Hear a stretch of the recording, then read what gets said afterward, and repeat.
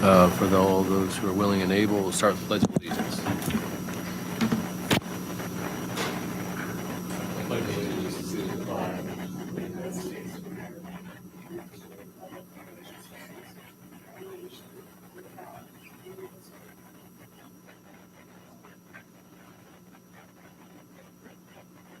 Thank you. Councilmember Colbert, thank you for joining us this evening. It's always good to see you. Roll call, please. Gary Jansen, Here. Paul Springer, Here. Steve Conway, Rick Schellenberger, Scott Phillips, Dalton Wilson. I think this might be the least number of people I've ever seen at one of our meetings yeah. We've had a few occasions with no quorum, but up to. Do we even do the next two items? All right, so do you have anything for communications, old, unfinished business? Or are you ready for new business? Okay, first item's the solar regulations in industrial zone districts.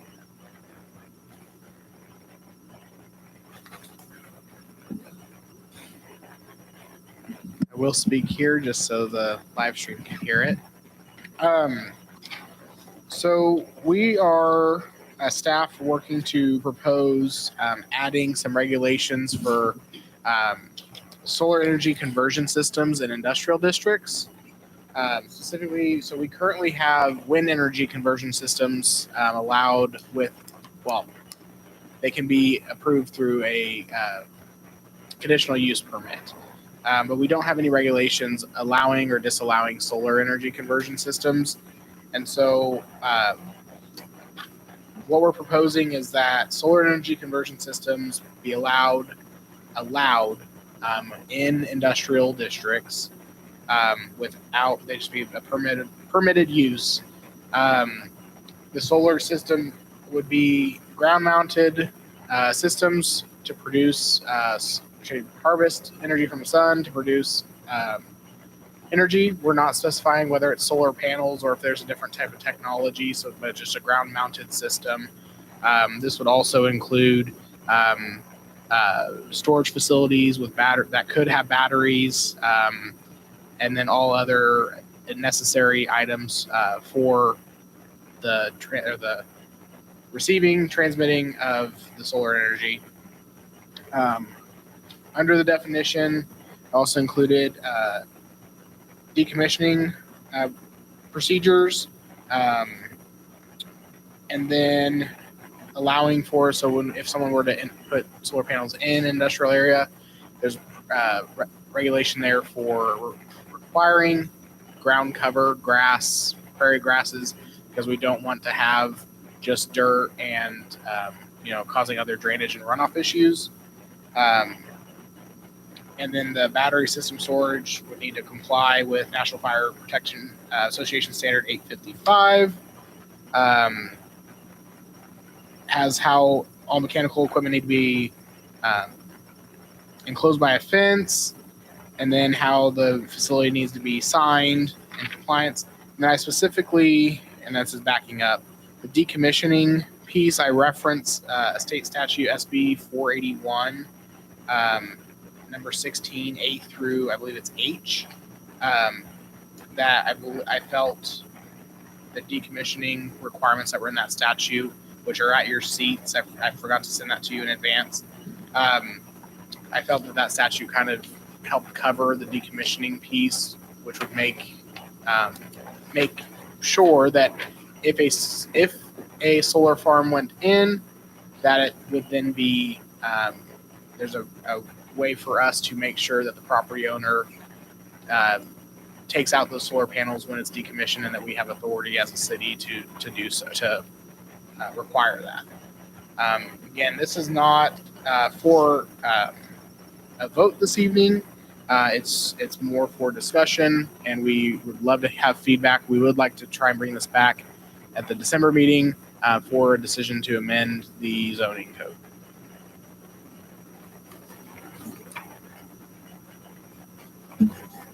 I have one quick question. I know this is the same language I see in the state statute. It's a little bit odd to me that it says the decommissioning of an SECS may occur in the event it's not in use for 12 consecutive months. The way I read the rest of this, I'm curious why that doesn't say may be required. It truthfully could be either way. I think the reason I think I had used may, if I remember correctly, was because it'd be a council decision whether or not it could be left longer than the 12 months. So the may occur was, I think if the owner was not actively engaged with us and telling us like, hey, we're bringing it back online, or we're working through regulations with the state or whatever it might be, that we may have the opportunity to decommission it. But if we know that there's something in the works, but again, if you require, I'm fine with that. Whatever, it's fair enough. It's what the state statute says too. When I first read that makes it sound like it's up to the owner's discretion, but when you read the rest of it, it makes sense. I was just curious. Okay. Thank you.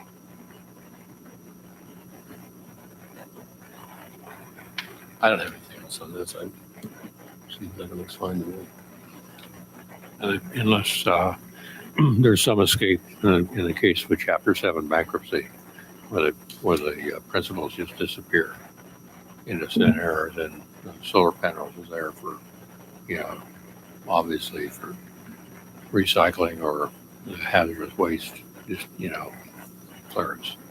That's always a risk with solar, but it is what it is. That would be the one scenario that you might want to run through your mind. It's a Chapter 7, and they're now in Canada or Venezuela or wherever. Okay.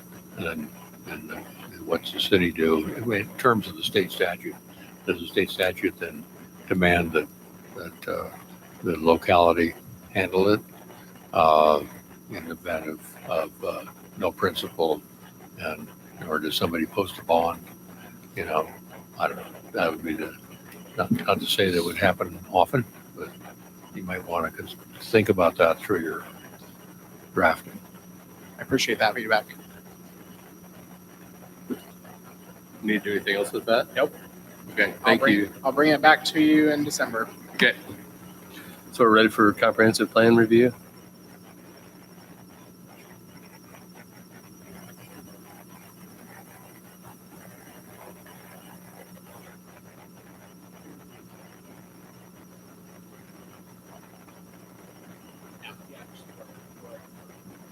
Might as well come join us. There's plenty of room.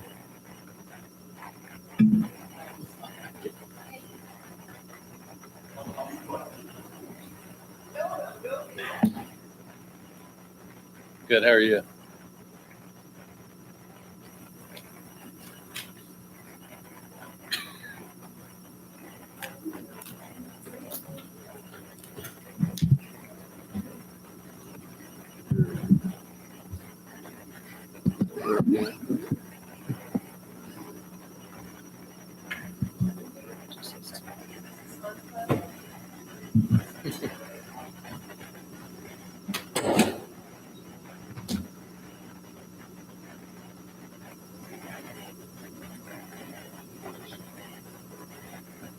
This?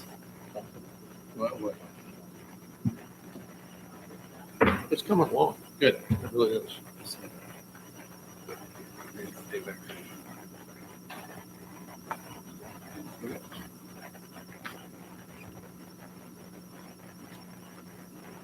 Do we have a green light? Oh, ready when you are. Okay, let's go for it. We're well along with the comprehensive plan, and we want to, we're down for final guidance now. And so that's what we want to focus on this evening, but let's start our way through the slides and get right into it. So, next slide. First topic is talking about the schedule. At your next meeting, if you would have a motion to approve the publication for the having the public hearing, and that'll allow us to keep on schedule. Tell me if I'm wrong there, Kyle, on that.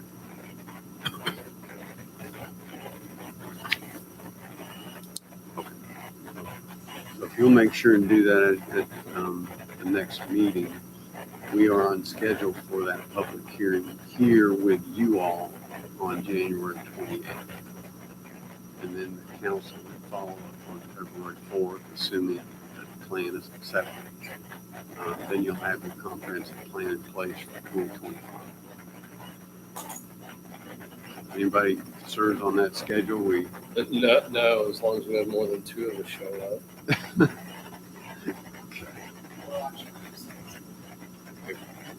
Well, these are the review items this evening that we're going to work our way through, and we'll get down into especially the streetscapes and housing and land use.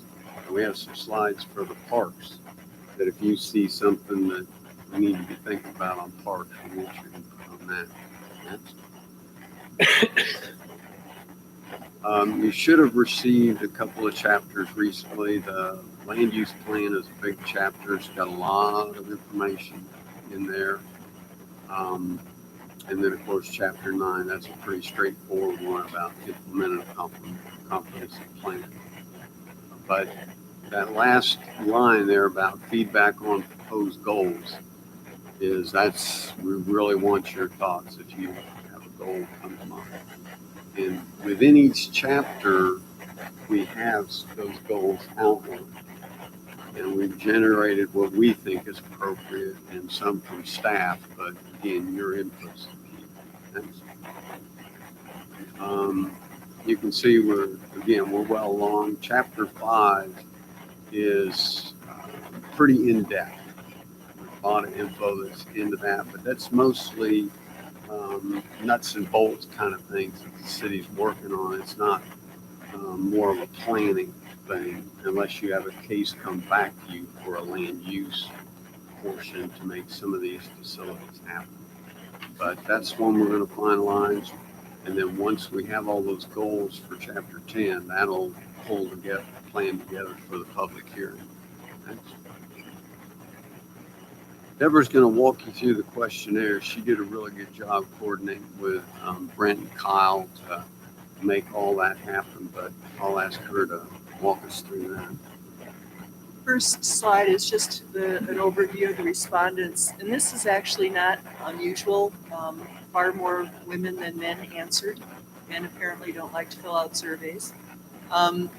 This survey was entirely done online, no hard copy, and that meant that the 30 to 65-year-old group is the one we heard from.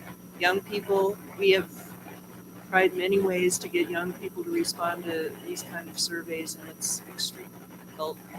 And so we're not surprised that we didn't get much response here from people under 29.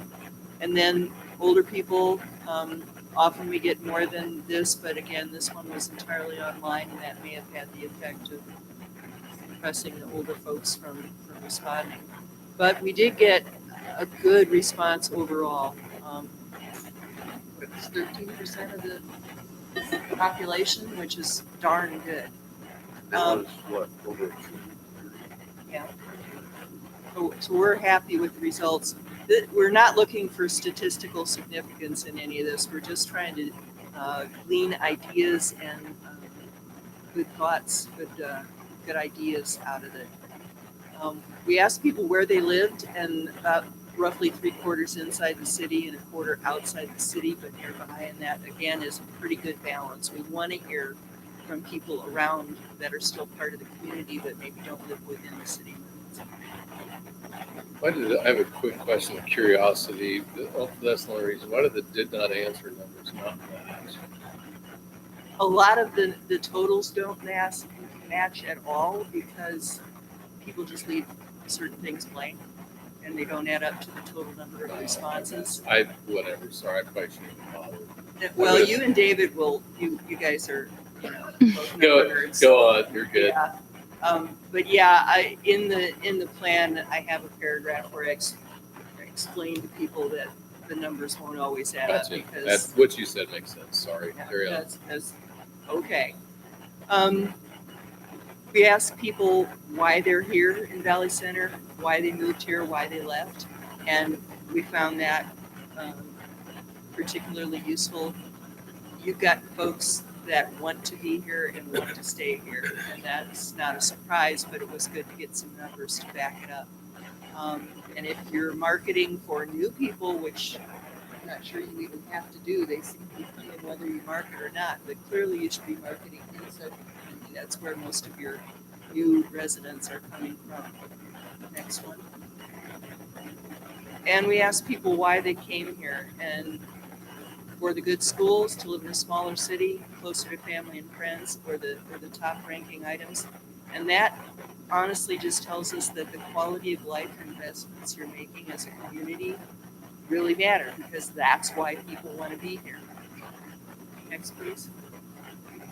And then if you're going to leave, why? And 59% said, no, I'm not going. So that's good. But the two reasons that came after that were all about housing. And I don't think it's a surprise to all of you. You know that you need to work on housing, and especially, and I don't want to say lower cost, I should change that question, lower cost to affordable, which is a slightly different emphasis. But you all need more affordable housing so your young people can stay in town, so empty nesters and older people who want to downsize have some options. Next, please. And this is more quality of life stuff. What makes living in Valley Center fun for you? And school activities and events, parks really important. Walkable neighborhoods scored surprisingly high, and community celebrations. So the effort your local organizations are putting into that sort of thing, like Fall Fest, like Christmas downtown, all of that really matters to people. Next, please. We asked some specific questions about Fall Fest just to compare which parts of it people go to the most and what community celebrations are ranking the highest, but that's really more for the people organizing the festivities to have a better handle on things. Walking to work and school, never 69%. You already have an excellent sidewalk and pathways plan, and once that connectivity is better, I think those numbers will get better. It's really a case of build it and they will come. That's what we discovered in Wichita, at least. All the arguments against having bike lanes were that no one would ever use them, and once we put them in, we found out, yes, people will use them. Quality childcare, that's actually not too bad compared to a lot of places. You at least have some options. There are some communities that are really, really struggling with that, but it is something that it would be good if it could be a little better. And senior programs, mostly I think it sounds like you need to do more advertising, more public relations to let people know what's available. Have the programs, but over 70% didn't know about them. This one is David's favorite. We asked people to rate all your various community facilities and then listed them in order. And this is not unusual, but there were 5 different topics about housing, the ones that are in sort of red tone in there. And they're all clustered at the bottom. So again, not anything you don't already know, but more varied kinds of housing at more different price points seems to be the result of that. Next, please. Then finally, I think this is final, maybe one more. Codes and enforcement, just issues. Unsightly outdoor storage, poorly maintained housing were at the top. But it was a fairly even spread across the 4 categories of things that people don't like. But I think the thing that's important to note here is that there is a lot of public support for enforcing the code regulations and making sure that people take care of their yards and businesses. Next. And then we asked a bunch of questions about downtown, trying to specify the things that need to be improved.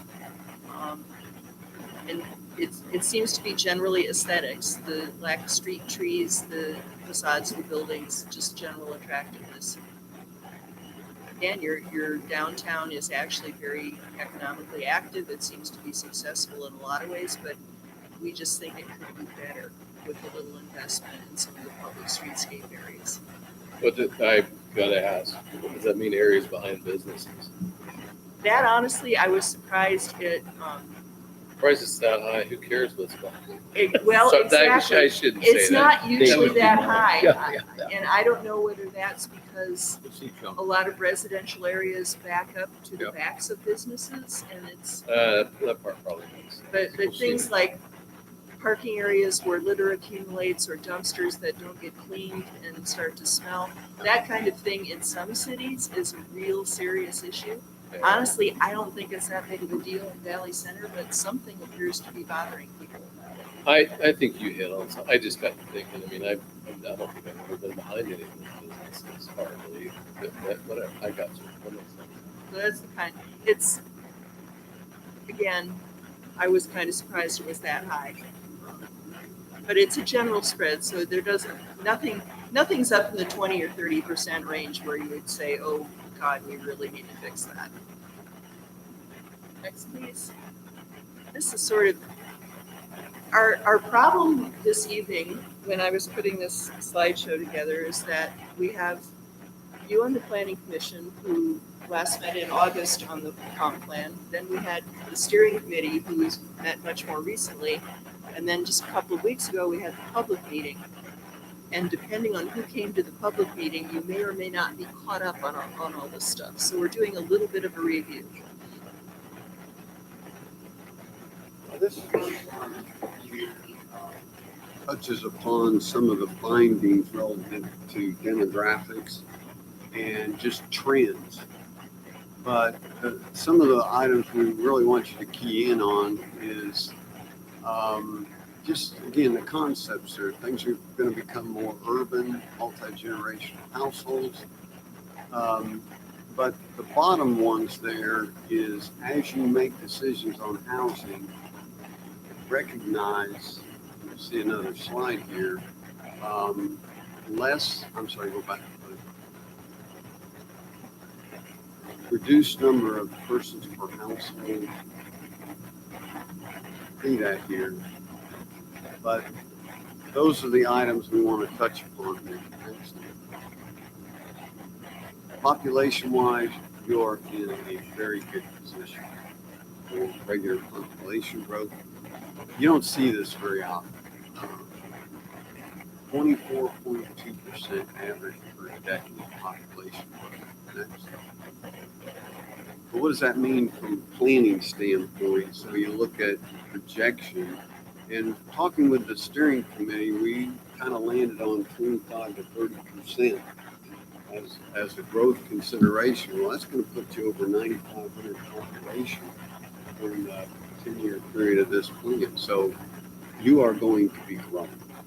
That's just part of this planning process. Housing, key thing there is 62% occupied housing units in 1 or 2 person households. So let's say you focus on housing. The goal is to make sure that the right people are in the right houses.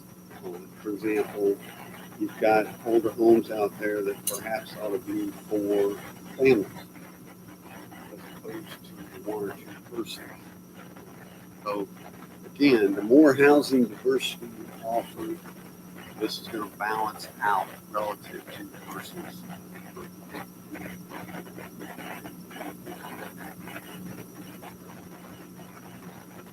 You know, typically from a planning board standpoint, you're thinking about the physical needs of land use. But what we've learned in the comprehensive planning process, it goes further. What the decisions that you make, in fact, social, economic, and the governmental activities. That's why we print this out. You make very important decisions. Next. So where are we now? Where do you want to be 10 years from now? How do you want to get there?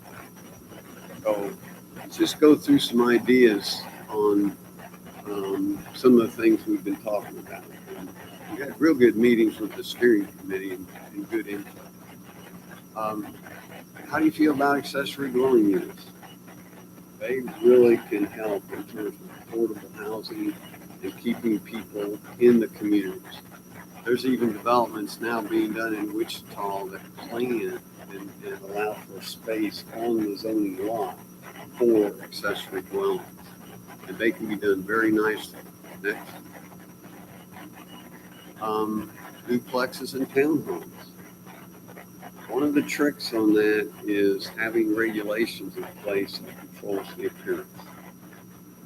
I mentioned before with the steering committee, Wichita has an issue that all they get are garages facing the street. Well, you can do better. So we're trying to give you examples here in the plan. Let's step that up a notch.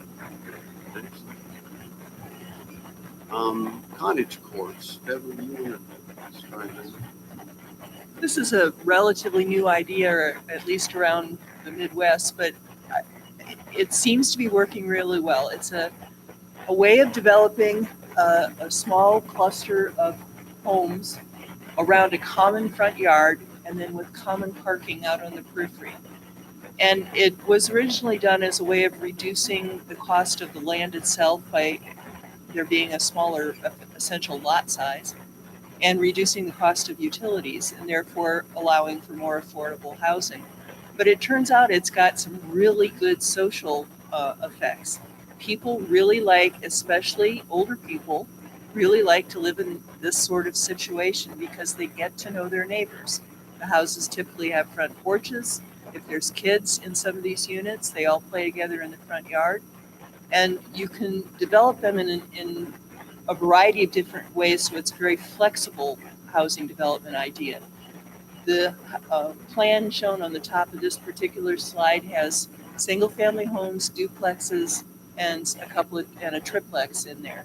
And some of them are developed as sort of townhomes, some of them are developed all the single-family homes.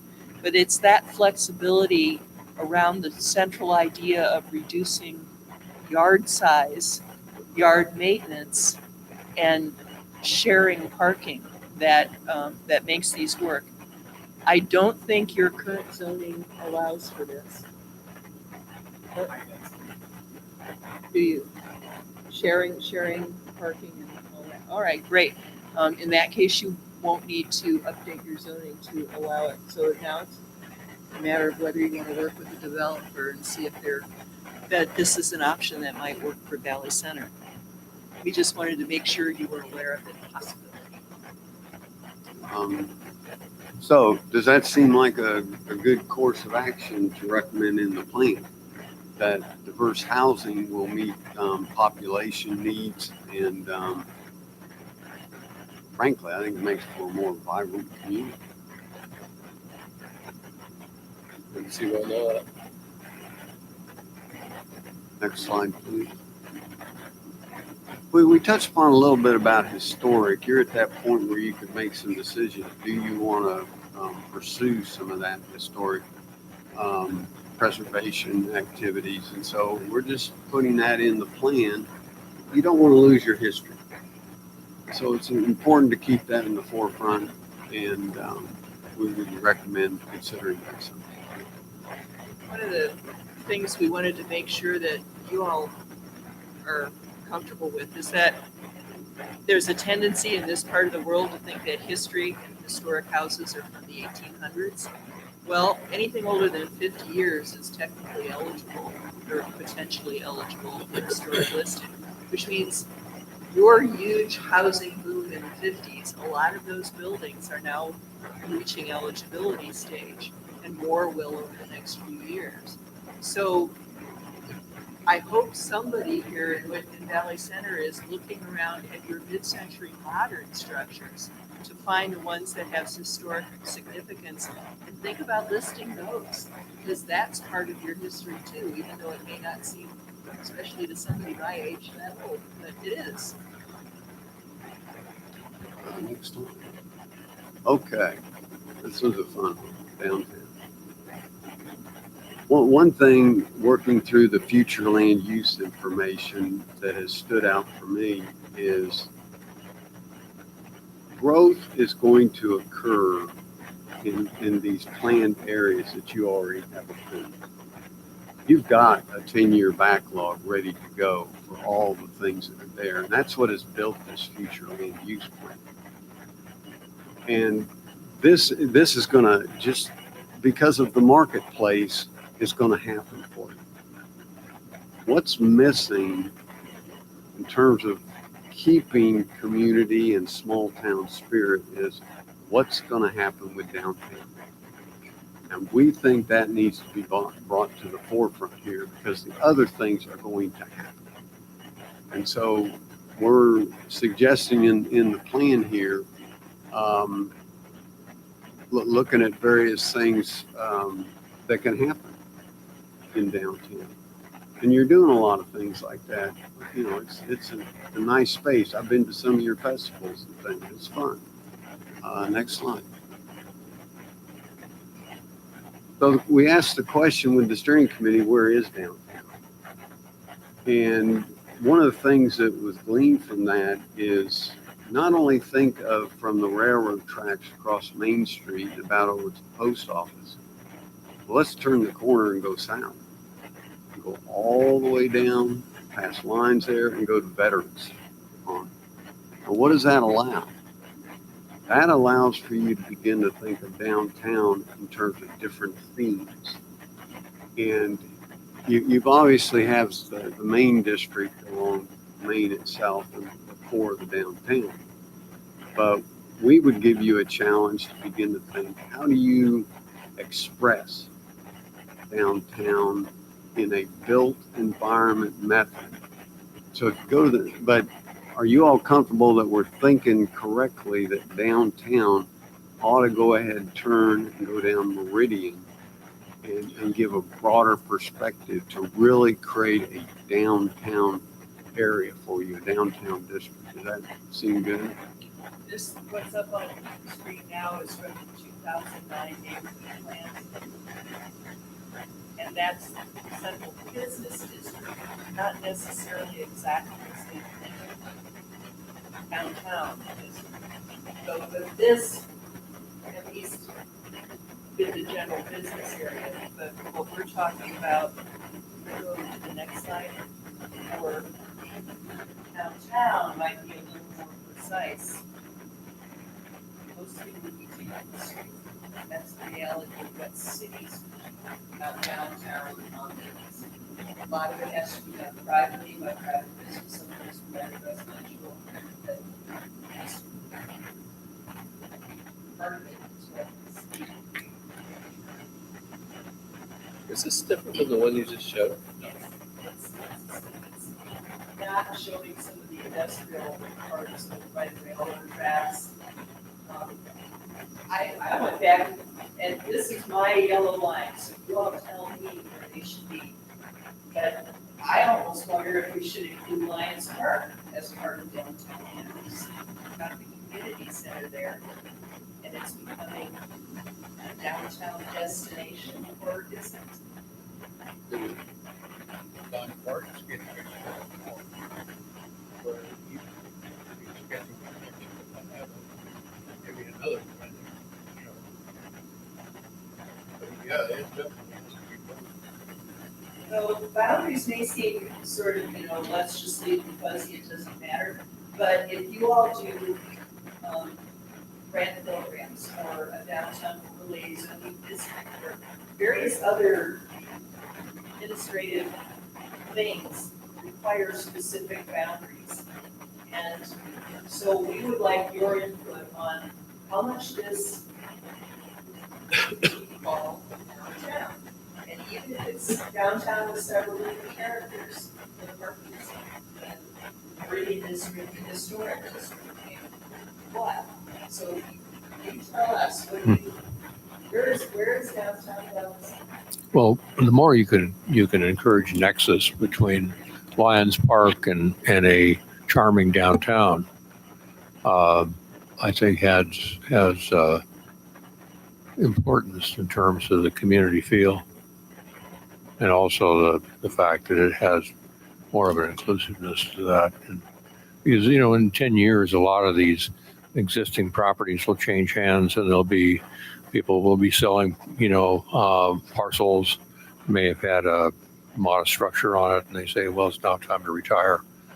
Now we're gonna sell, and then it provides an opportunity for development of something else, and then if it's planned, it has more chance of hitting a goal and a destination of a charming small town to live in. I think the goal should be is that Valley Center should be shooting for the fact that we want to be the most charming downtown or most charming city in the state. I mean, if you want to just go for it, that's the pledge, and this is where we're going. I don't see anything wrong with that, I've shown this mostly looking at downtown as a commercial area, but should we be adjacent here as a residential? Does that start to get into? Well, part of that.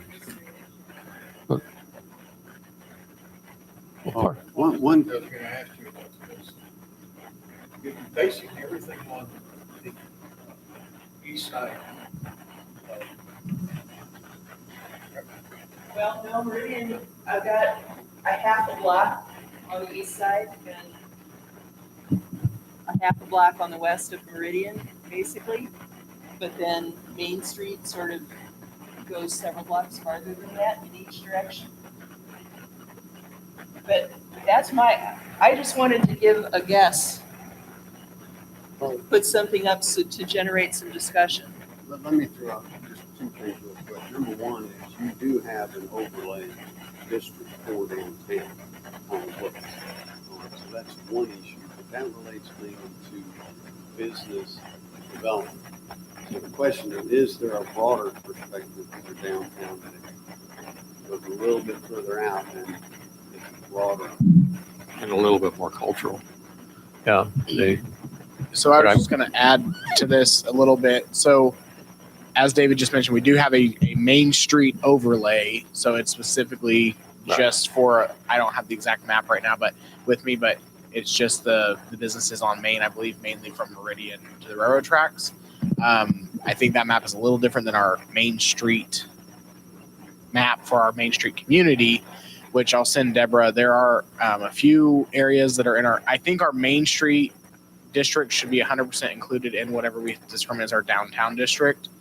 Personally, it's up to the group if that's a consensus. But for instance, on Main Street, Giannetti and Ralston Eye Care is not included in the yellow line here, but they are in the Main Street district, as well as the insurance guys. And then right to the east of Entrust on Park, all of Park Street from First to Main is included in our Main Street district as well, because there's a commercial building at Park and First as well.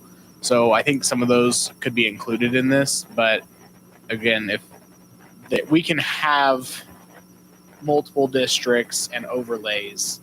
So if we wanted to maintain the Main Street district as its own thing, but then it could be inside the downtown district, as they mentioned. And I think that's what she's suggesting, is that there may be, a different flavor of district, for it may be more cultural and then maybe more commercial. And of course, all of it needs streetscape. And I'm not kidding about, Valley Center being the most charming small town in Kansas. Over, maybe it takes 20 years, but 20 years, that's doable. It is. Just the graphics and the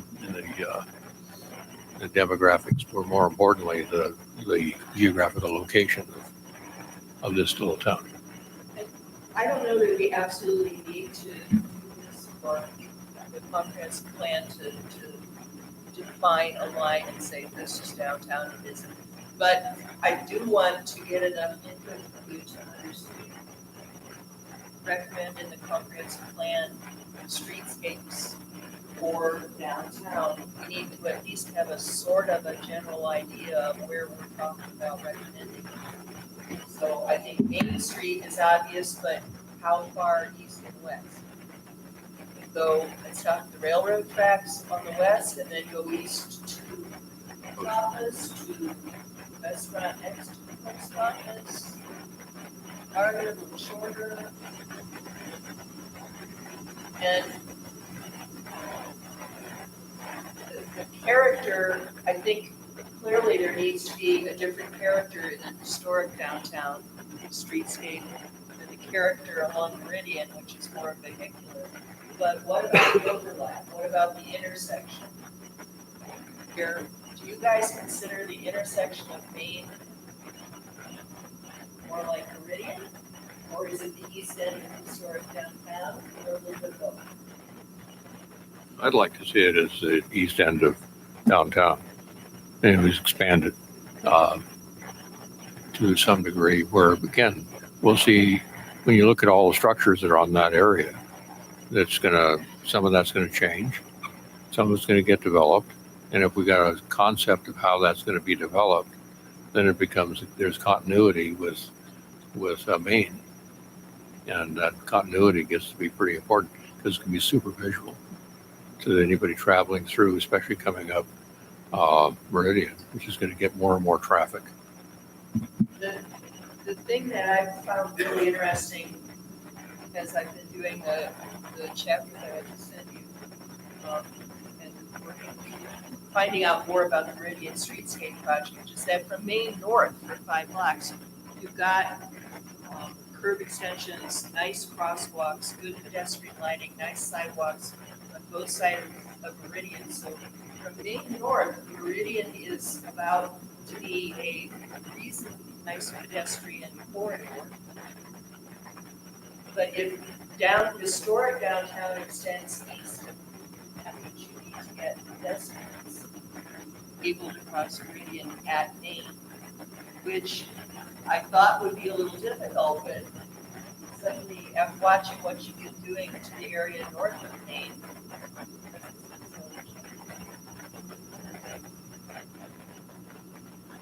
And I want you to tell me if I'm right or wrong on this for you all. A historic downtown with walkable downtown, have pedestrian access everywhere in it. You're going to extend your walkable historic downtown across Meridian City. Does that seem like something the city would do? Well, I think it's a good idea. I think, But and it's you've got a- doable. I mean, it's we not have a like signal it's there. I mean, we do have a signal there. Yeah. So, I mean, it's, which is technically access across, but as you well know, there's technical access and then there's actual attractive access. right, absolutely right. And there's no sidewalks. The other thing I look at is the west side.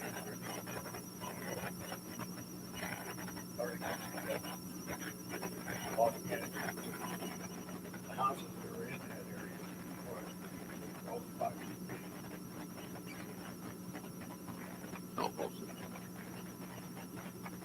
So that would be historical. Yeah. That has to be made. Or given to people for review, come down and see. And those houses of that era are often smaller, like 2-bedroom maybe, but remember your big population of 1 or 2 person households. Those size houses renovate to be really nice homes for those kind of smaller households, especially for people who want to live in walkable neighborhoods. So for a long time, the real estate industry looked at those 2-bedroom houses from the 30s through the 70s and said, well, those are just too small. Nobody wants to live in those anymore. It's not true. They just need to be updated. So it's absolutely an option. But is everybody on board? I think you did a good job of describing it. The idea of getting the storage part to extend eastward enough to build up the theme in that. Yeah, a theme for the city, 'cause as Valley grows, there'll be, rooftops drive, restaurants drive, downtown, commercial success. And then if there's no room in the inn, is you got a little bit more place for that kind of development to come across, and then it helps the visuals for people traveling in and out of the city to say, wow, this is pretty neat. And we see that in other communities, and we certainly had that in Indiana, where it that kind of historical part just kept growing. In fact, some of the zoning was to encourage those from storefronts to represent kind of a continuation of that. And it was very successful. Now, the next slides, we can move on pretty quickly. You know you're downtown, so let's just kind of go through those. But sometimes you live in a thing and you get so used to it that you Don't see it. back off and see what the whole view is, but boy, you guys, it's the street. Yeah, it's pretty stark in that picture right there. This is Meridian, which, No, go back to that one. There we go. yeah, there you go. Yeah. That is not Valley Center, that is, that one is not Valley Center, but look, I mean, granted, this is like a really nice set of street trees, but even a few street trees, enormous difference in how attractive it is. This is especially in the summer around here. A little bit of shade, a little bit of green. Well, you also have the possibility of that vacant ground southwest area. Create a green space. But let's just look at some possibilities. Next slide. That happens to be Hutchinson. They've really been successful in their downtown businesses and things. Next. But it's attention to all those details and all these different elements that add up. And it's really important to consider it from the standpoint of the individual person that's interacting with the streets. In this picture on the left, top and middle, and bottom, for that matter, those are all concussions. You should have seen us all out there with like 40 different brick samples, because downtown Hutchinson, apparently, every building that was built, they tried to find a different color brick for it. And we were trying to find some combination of bricks that would all go with everything. That's the kind of stuff that will seem like silly and too much effort, but it makes a difference. And from a practical viewpoint, that little stripe of bricks going down the sidewalk with the lights in it, that's really useful from a utilities perspective, because the electrical wires are like that. And when and if any electrical needs to be dug up and worked on, just put the bricks back down. You don't have to patch the sidewalk. So Okay. those kind of little different design tricks can really make a streetscape not only look better, but work better.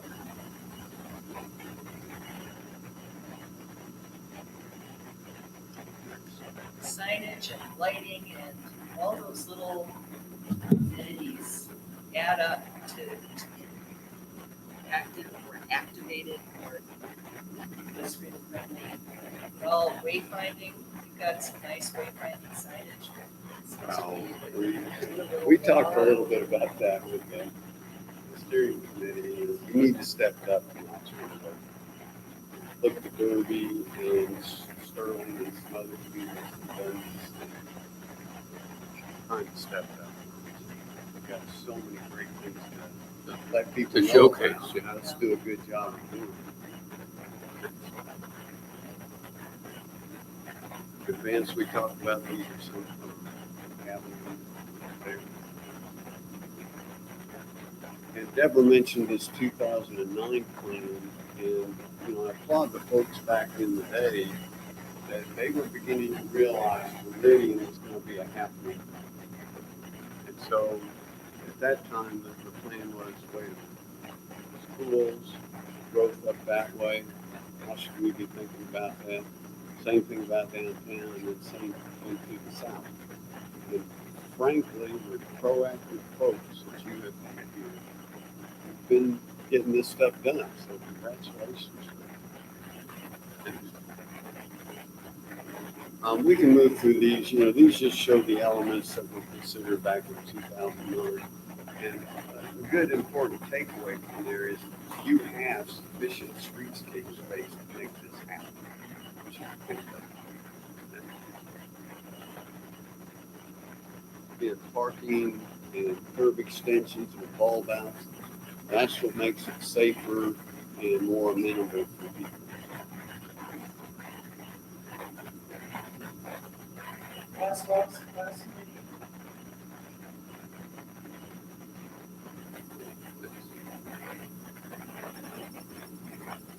So, The answer to that is yes, right? Yeah. That's big, resounding yes. next slide. We felt, again, since the planning board hadn't seen some of this stuff, we want to go through some of the future land use information with you. Next slide. Well, we've got this broken up, and again, a lot of your patterns that you already have platted out, things reflected in this future land.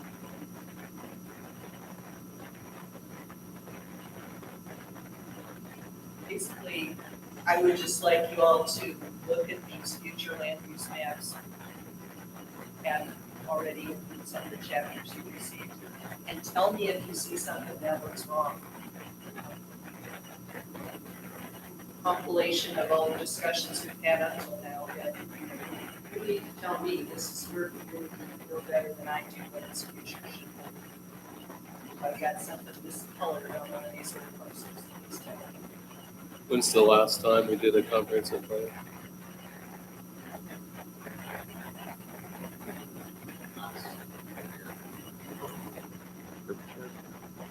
That sounds about right. Was there, and I don't know specifics, but just out of curiosity, was there change much? Oh, Well, And besides the growth, was there any areas that you thought were not? I was mostly colors. the interesting thing about that plan is it was more of a strategic, very heavy into facilities like fire trucks, and vehicles, and on down the road. It was very detailed from that standpoint. But you didn't get a bigger vision. it had a future land use map, but I don't think the city has annexed it since. But I honestly have not gone back and done a parcel by parcel. That's fine. I didn't know if there's anything that stuck out. I would imagine there's no drastic changes. I just-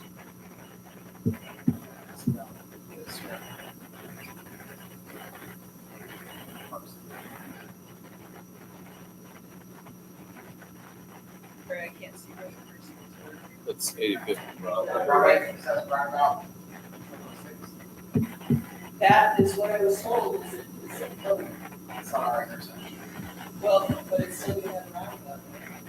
Yeah, that's the plan. Yeah, it's 85th and Broadway. Yes, that's I think I got that off of KDOT plan. but it. It honestly, is. this- Yeah. I just want to make sure that it.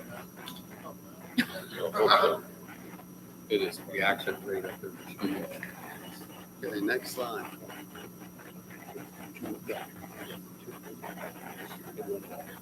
Better. Kids, Okay, is that still 2024 or is that 2025? They were just, Next. We brought images of the parks because we want your thoughts, and we've listed some of the facilities and things like that. And I'll mention the committee that you have in place that oversees these, some of the public facilities and things. And they do a good job, really good.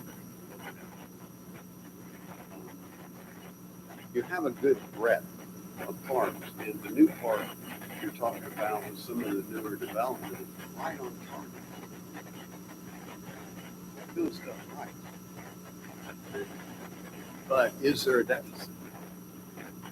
Lions Park is great, part of downtown and everything. So you've got the ingredients, you've got things in the right place. And you're planning for park and green spaces with the new development. I don't see any miscues there of this plan needing to go any further. Park facility that you see is great. Linear paths, two-way linear paths along floodways.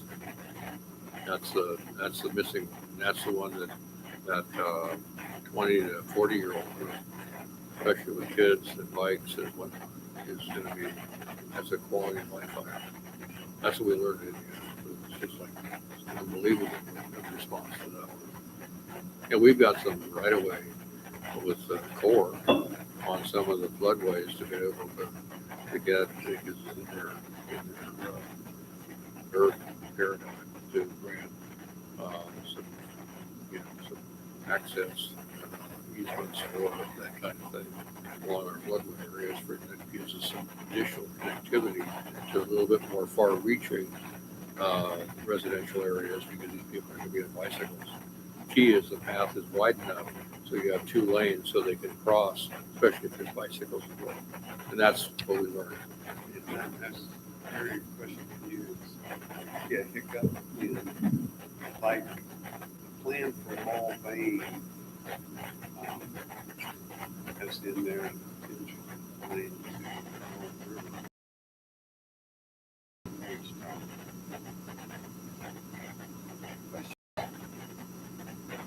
makes sense or possible consider floodway there As of now, in our discussions with the Corps, it would be next to impossible to put pathways along the certified roads. I wish it was different. We've had conversations for several years. The most recent one was with Park City, from the area from 61st Street up north, because they wanted to connect under 135. It was going to be a significant challenge. It's been done in some other communities. I don't know what's different. Along our floodway and certified parts of the levee system, we have some challenges too, being the ones that maintain the floodway, and some concerns about access. I don't think it's insurmountable, but so far it's been. that's Have you talked to the folks in Hutch? I don't know. I will say, I used to be heavily involved with the Greenway Alliance. Talking a lot with the Army Corps of Engineers. It does seem to vary depending on which District. outlets you're talking District, to. it does. Yeah. There's no doubt about that. We have found that on a lot of projects. But I don't think it's a dead deal yet. We resurface it every once in a while. I like the idea, but there's some challenges.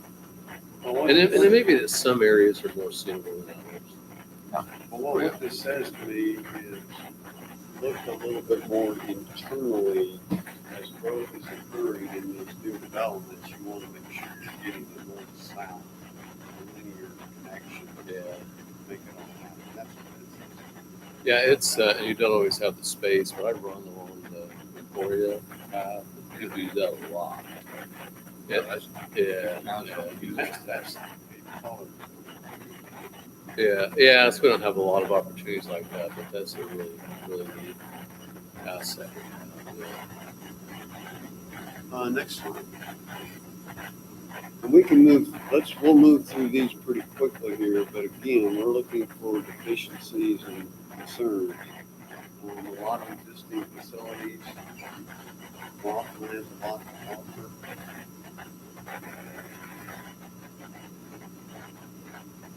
Think of this like tomorrow in the shower, which is one of the things that in my life, please like email Kyle, he'll email me. Have ideas about ways to do things better. One of the comments at the public meeting for the law.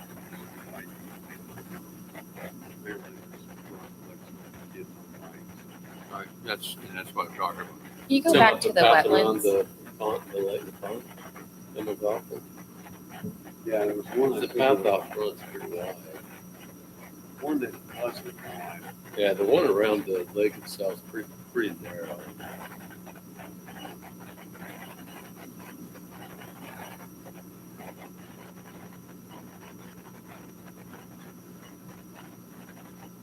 I wonder how many people, and this is kind of a whole other, well, some other issue.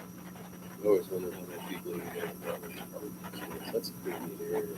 I didn't until I joined the steering committee. What's that? I didn't until I joined the steering committee. Really? Let's take a look.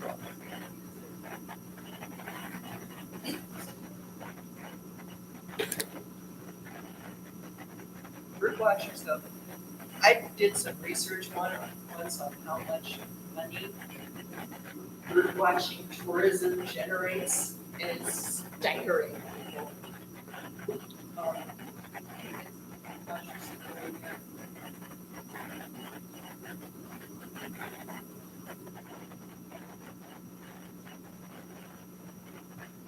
of state license places.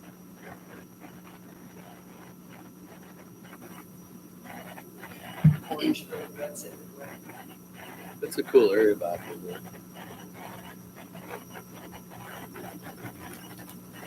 Pause here on the aquatic center, and are you still on target for December grand opening? Now, again, that's another one of those catalyst land use events that's going to trigger a lot of things to happen.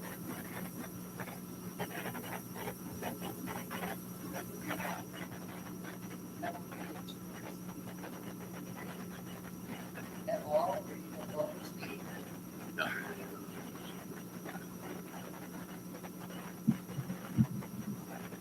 With the lap pool, I think the goal is, I think the high school swim team as well as club teams using that facility for meets, and so I think it will be a good tourism driver for the community once it's open.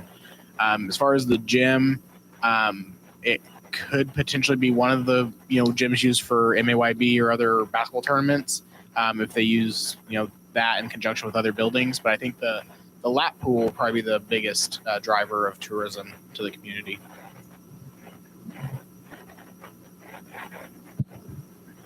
Well, the lap pool would be for the kids, but for the senior citizens, pickleball courts. Courts, what's going on?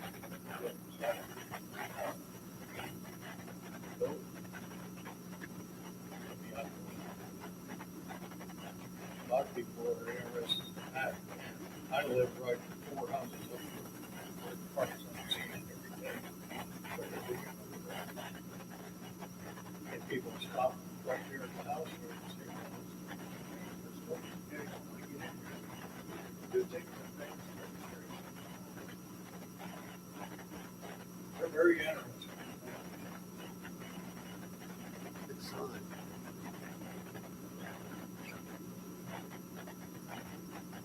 Nice. Again, in closing, I'll mention, please look carefully at these goals that we put in there for each chapter. But we want to make sure that we finish up on the facilities chapter, the goals chapter, needs to be cleaned up and finalized, so when you go to public hearing, discussion and moving it on. We got errors. Put all the questions and errors next to you. Hopefully it's basically just very clean process of adoption. Right. All that. Oh, and it was for the good of the class. I don't think I have anything. I appreciate the way you put this together. That was I like seeing that. Please seriously read over the chapters you can send. Handle errors, missing periods, old great ideas for new sections, whatever. Send them file and send them to me. We want to make sure that it reflects. Really good to reflect what you all want. It's not our plan. It's what Are there, so what happens? So, January 28th is the public hearing here. Is there anything else happening between now and then? Is there committee meetings? No, you will get one more chapter by email to review. Gotcha. By email. That last chapter was essentially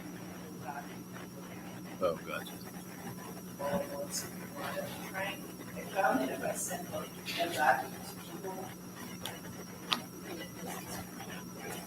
Yeah.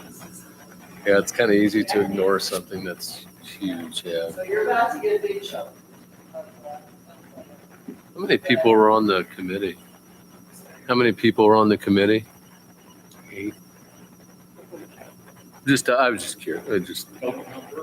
Yeah, it was well run. How many were on paper? Especially the one chapter you have a guy that that a lot of that feedback we will be asking for. It's a lot of things like.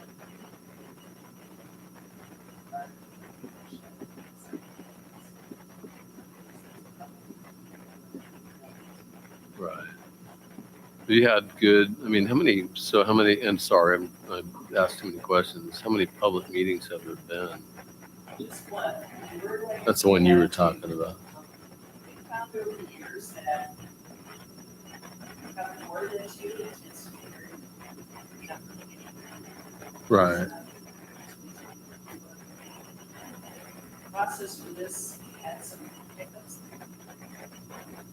Not happy with that. But it had to be.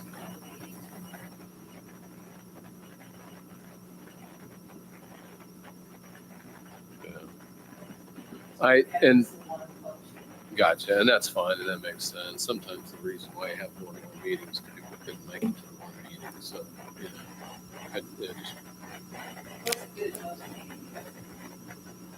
Good. Good. Good. Has there been a survey, or is there a place to provide comments online? Oh, that's right. Yeah, I got it. Yeah, again, you all have some really good survey data. Years ago, I bought a pathways plan this recently. A lot of the questions we normally ask in surveys.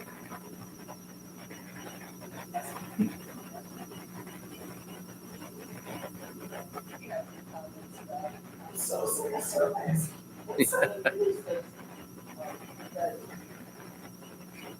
Ask the questions we found in this.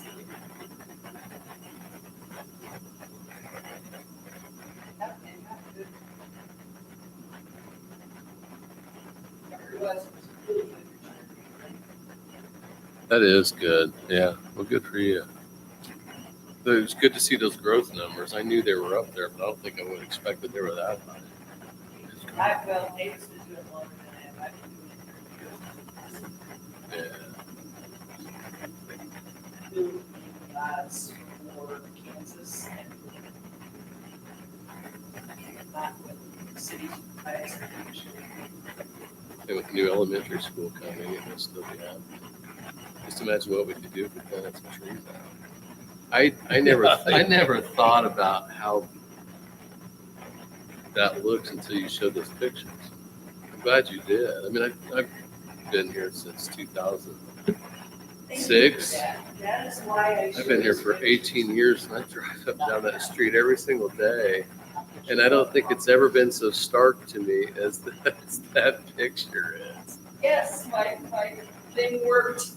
That picture though shows some of the problems there, how There is. There's some challenge. You know, you could only plant short trees. You'd have to, but I still think you could do some. but on the left side of it.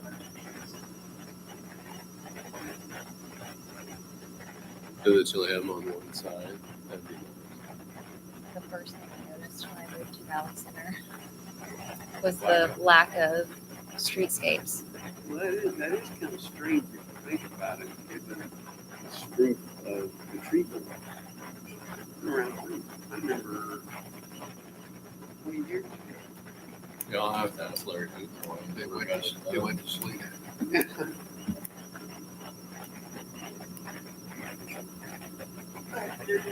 It isn't easy. Power tools are an issue, Yeah. but it's an issue that can be worked on. For the trees. There's other ways you can up the lines of here and there. Allow for, even do it because you're looking down like the street. You don't need a tree every 20 feet. Even No. if We've done it in Wichita, ornamental trees. Something that's not going to get real big, but boy, it really helps. Yeah. Well, there's good vertical trees there. White spaces. You might put on the to-do list or as a question, do you want to put downtown with white?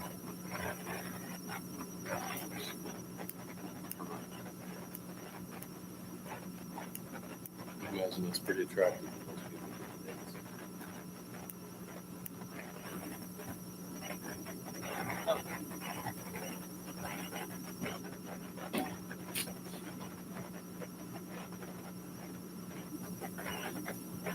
So there is. Since we're looking at I think back dot all the way across.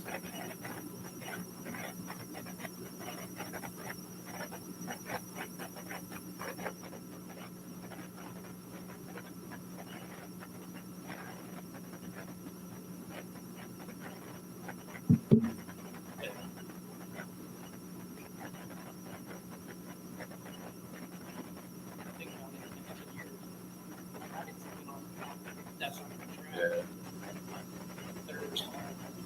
I've seen that. That's a good point, Mike. I've seen that numerous times. You literally couldn't go west to east. May not have been long, but there was one or two trains blocking the main strip. I'm trying to go back to Hutchinson. Did a park project in Advocate Park. Actually had a park building that had almost no services.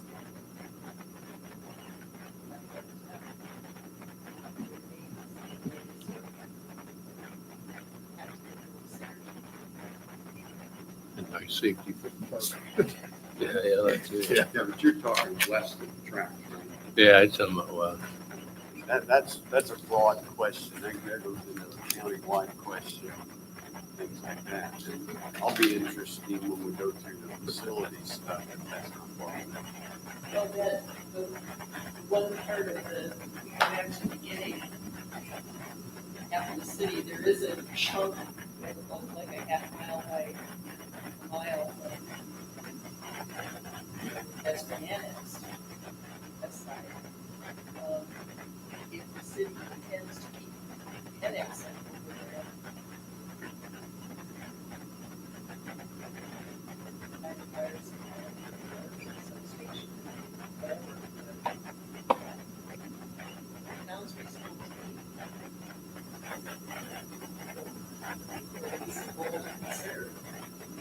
I think it ought to be mentioned somehow. Sure, I'm glad you brought that up. I mean, especially if you, I don't know if we know exactly where the growth is going, but if you look at that growth, sure.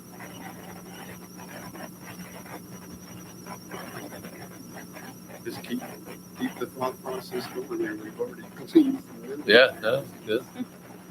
Keep discussion. Else.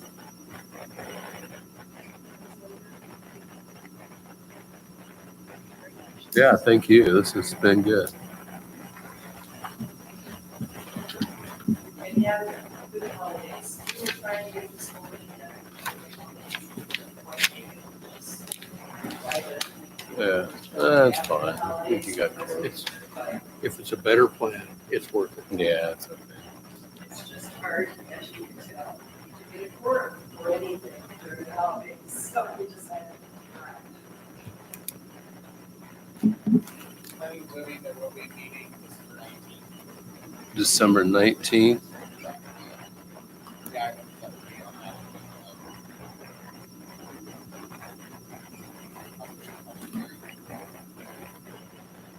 For this.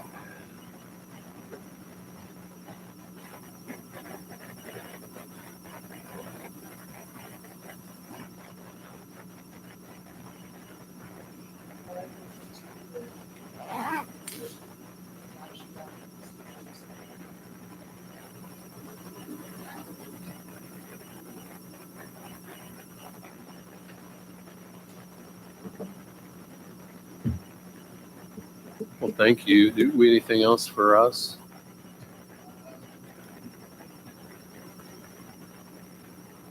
I should have mentioned this earlier during the communications part, but I did forget to say that our application for our open planning and zoning seat for outside city limit person closes tomorrow. We have had one applicant so far. I think they will be a great candidate, but the deadline is tomorrow. So I'm glad to hear you have at least one. That's all we need. All right. Well, thank you. Thank you for being here. You're supposed to sit up here. I bet you did. All right. All right. Are we gonna adjourn? It's We have a motion to, don't even have anybody that can approve a motion, whatever. We're done. Okay. Everybody have a happy Thanksgiving.